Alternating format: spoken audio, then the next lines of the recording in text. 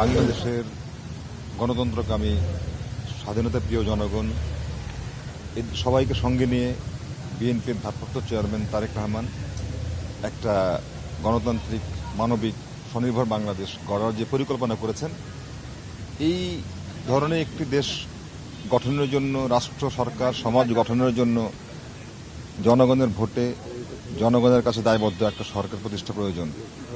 আর একটা জবাবদিহিমূলক সরকার প্রতিষ্ঠা করার জন্য, একটা গণতান্ত্রিক সরকার প্রতিষ্ঠা করার জন্য পূর্ব শর্ত হচ্ছে একটা দায়িত্বশীল গণতান্ত্রিক স্বাধীন সংবাদ মাধ্যম, গণমাধ্যম।